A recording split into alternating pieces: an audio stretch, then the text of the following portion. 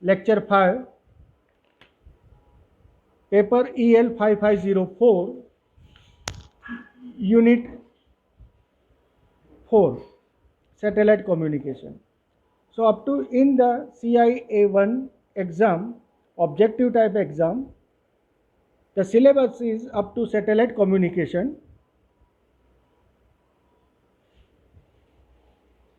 Here in this lecture we just revised 1 to 4 lectures, and it's in the 6 lectures I give you 6 to 7 long questions, and you write down any of 3 long questions and submit.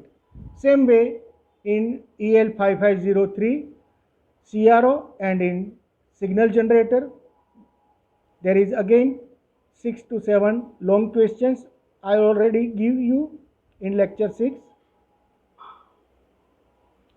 You must write any of the 3.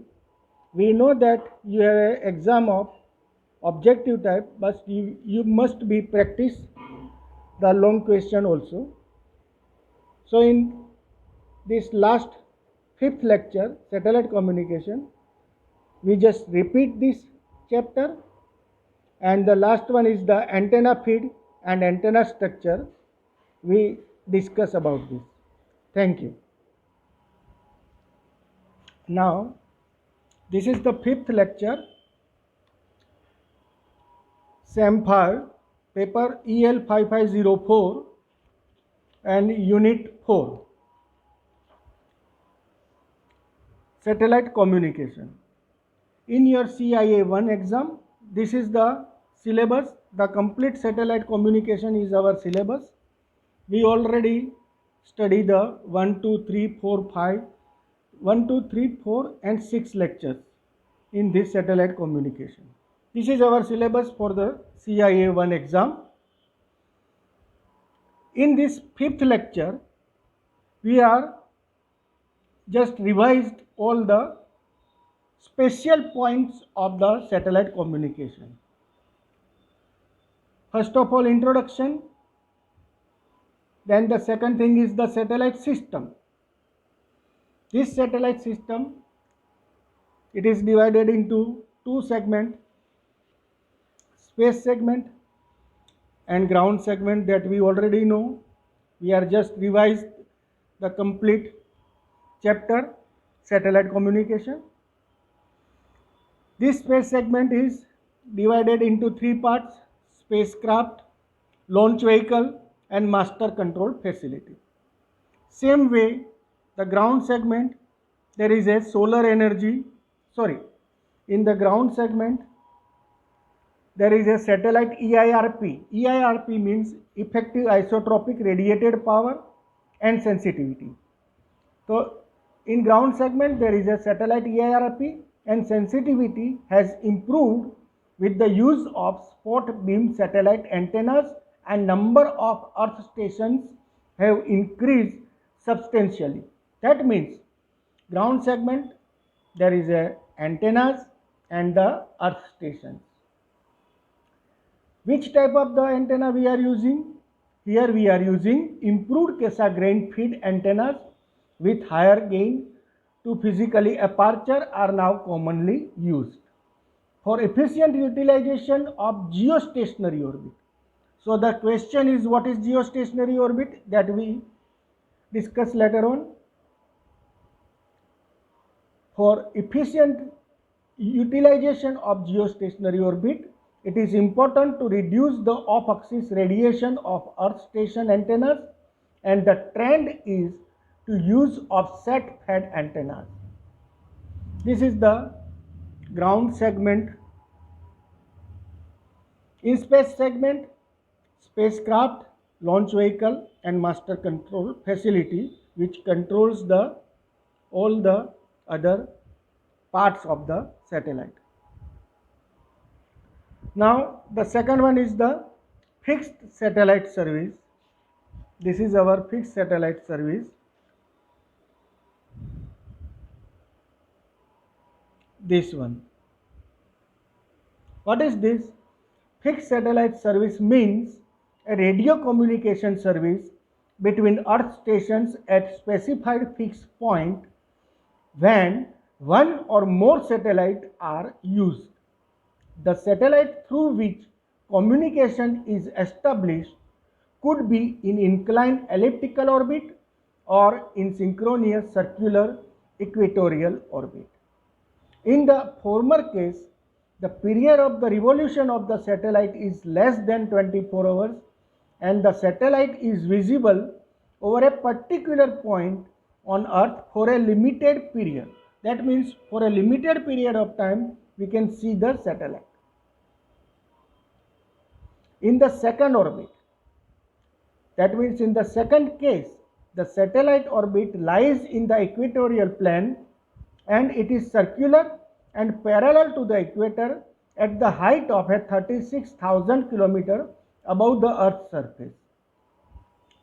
Here, in this orbit, the satellite is continuously visible from any point within its coverage area and appears to be stationary with respect to Earth. This orbit is known as geostationary orbit. It is not possible to confine microwave energy in any one desired direction. So a certain portion of one system transmitter output getting into another system receiver cannot be prevented. This would result to interference from one FSS system to another FSS system. One FSS system to another FSS system. For proper functioning of various FSS systems, this interference should be controlled, hence there is a need for coordination. Otherwise, there is a mixing of one transmitted signal to the another received signal. The geostationary orbit is a limited natural resource which cannot accommodate unlimited number of satellites. Hence, this orbit has to be utilized most optimally and the satellites would have to be brought as close as possible. Then we are discussing about satellite earth stations. See, this is our satellite earth stations. We are using the old figures because you remember this thing, you know all this thing we discussed in the previous lectures. So we are using the same figures. Now in this satellite telecommunication earth station, this is our receiving chain and this is our transmitting chain. In receiving chain, the signal which is coming from the satellite moves towards the LNA, then it is given to the down converter, then it is given to the IF amplifier and filter, then it is given to the demodulator, then it is given to the demultiplexer and then inland network. In this transmitting chain, from the inland network, we are getting the signal, it is given to the modulator, then it is given to the IF amplifier and filter, then it is given to the up converter, then it is given to the HPA, and then it is given to the antenna through satellite. So be careful, two chains, one is receiving chain, another is transmitting chain. The received signal is full of noise because it travels 36,000 kilometers. So there is a full of noise and as well as distortion in this signal. So first stage is LNA. LNA is nothing but low noise amplifier which reduce the noise level, right? Also there is a frequency is 4 gigahertz. Frequency is 4 gigahertz. Here there is a need of frequency nearly 60 or 70 megahertz. So this is very high frequency. We minimize the frequency through these different parts. After passing the LNA, the signal moves towards the down converter, right? then it is given to the amplifier and filter. Amplification takes place, filtering takes place, down converter which is down the range, then it is given to the demultiplexer, and then it is given to the inland network, and from here it is given to the different part of the country or different part of the Indian cities. From the Indian cities we are getting different signal. This signal, see, this is your multiplexer, right? Here multiplexer, the what is the meaning of multiplexer? Many into one. Many into one, that means there is a number of stations, only one station is the output. This output, it is given to the modulator. The frequency range is 70 megahertz. Here the frequency is 70 megahertz. So we want to transmit this signal to the satellite. So we increase the frequency up to 6 gigahertz. We make the signal powerful. For this function, this is our parts. What is this? This is modulator. See here demodulator, here modulator. Then it is given to the IF amplifier and filter. Amplification takes place. Then up converter, that means 70 megahertz. It is now 6 gigahertz. Frequency is increased, the range is increased, and then it is given to the HPA. HPA means high power amplifier, which makes the signal very, very powerful, and then it is given to the antenna, and antenna through it transmit towards the satellite. So this is the general view. I give you general idea about this earth station, which is very important. Its long question is also very important.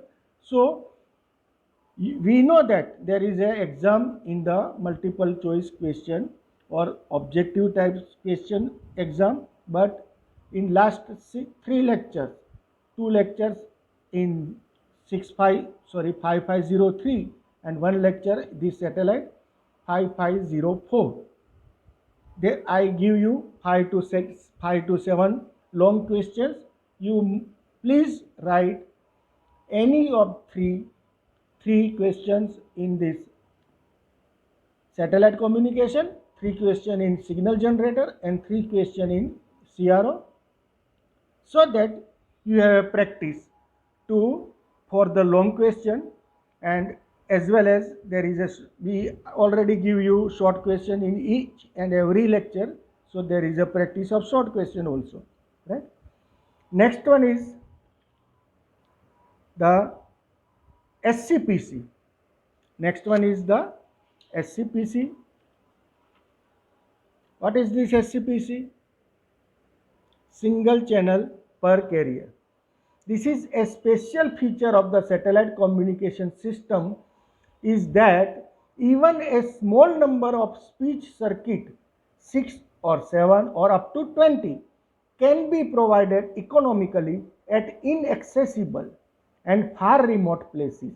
In such case, a technique known as single channel per carrier is used, by which each voice channel is fed to a IF modulator and in turn gets converted to radio frequency. Hence, for every voice channel, a radio frequency carrier is allocated. In order to conserve the power in the satellite, the carrier in the SCPC is voice operated. That means switched on only when an input voice signal is available. Power system, you know that elaborate power system is available in the satellite earth station.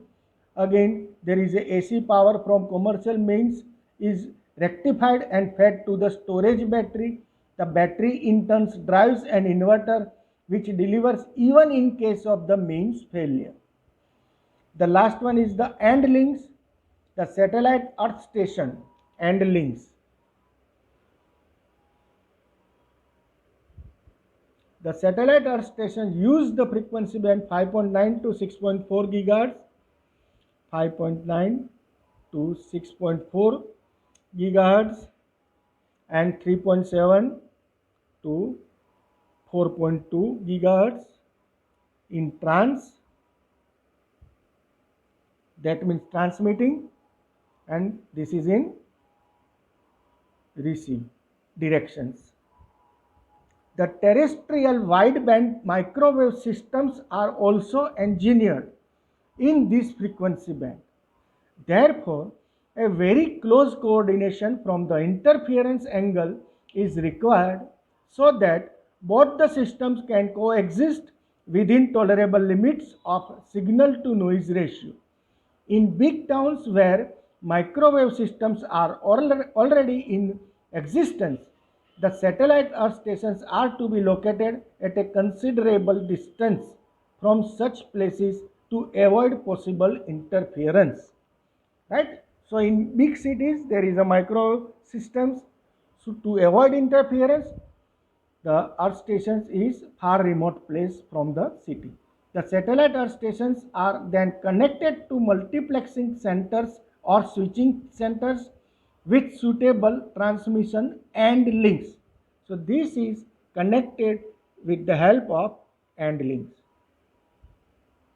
Satellite earth stations are usually located away from the towns and cities at a distance more than 30 kilometers. So the end links are engineered in the 11 gigahertz microwave bands. 11 gigahertz microwave bands.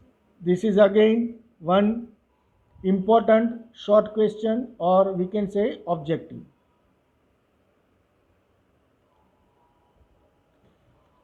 I repeat, which objective? The satellite earth stations are usually located away from the towns and cities at a distance more than 30 kilometers.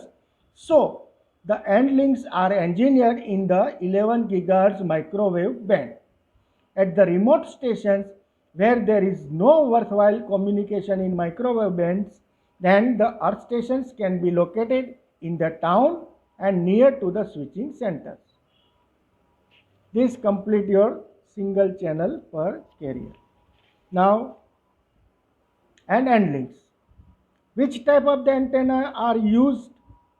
So there is a standard Cassegrain type of the antenna which is looking like that. Standard,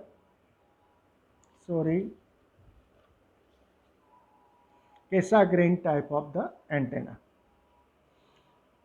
In this antenna, the electromagnetic wave radiated from the primary radiator is first reflected by the subreflector with a hyperboloid surface towards the main reflector, from which the plane wave is radiated.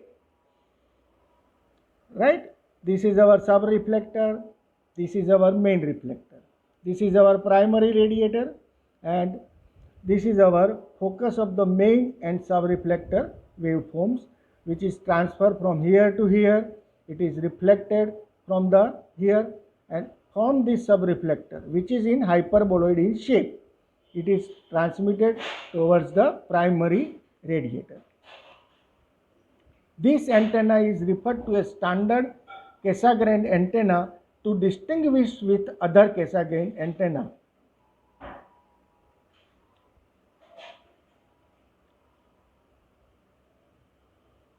In this type of antenna, the low noise amplifier can be installed close to the primary radiator.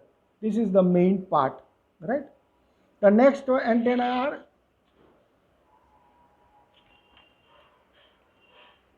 this. Cassegrain antenna fed by the horn reflector. This antenna offers an advantage that the low noise amplifier can be installed in the room free from the elevation rotation with insertion of a rotary joint near the throat of the horn reflector. This is our rotary joint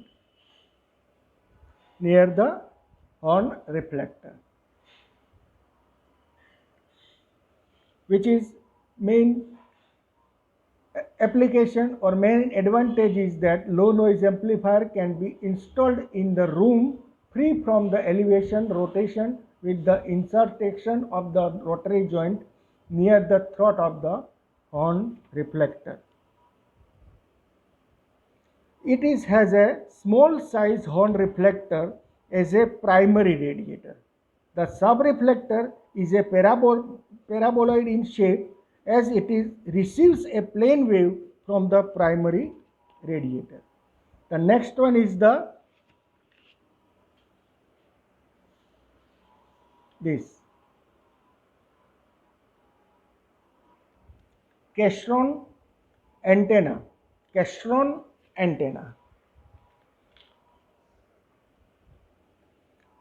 By adding a sub-reflector instead of the tapered part of the conventional reflector, the focus of the horn reflector is relocated at the center of the main reflector.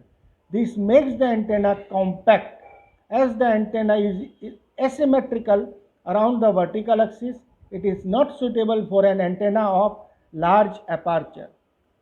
So this is our open Cassegrain antenna. Cassegrain antenna fold horn up to 6 GHz. Cassegrain antenna fed by the 2 reflector beams and 4 reflectors.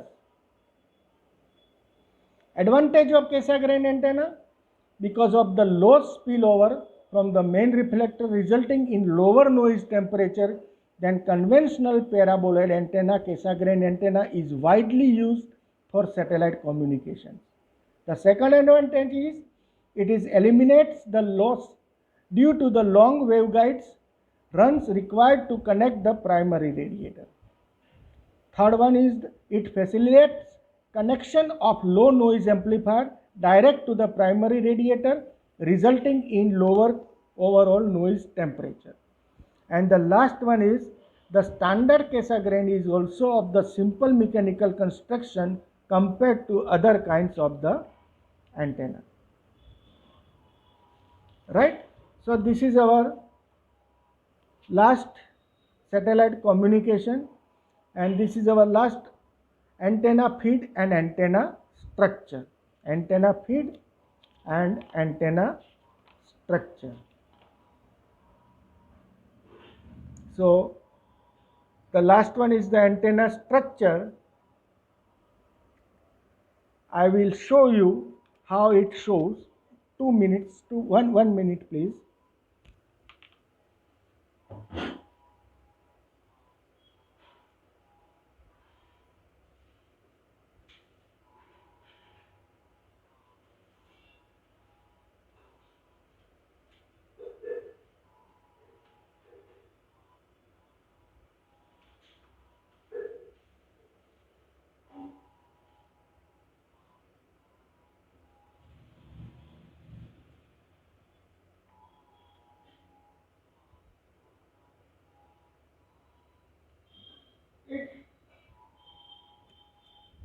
It looks like that. Antenna structure looks like that. This is not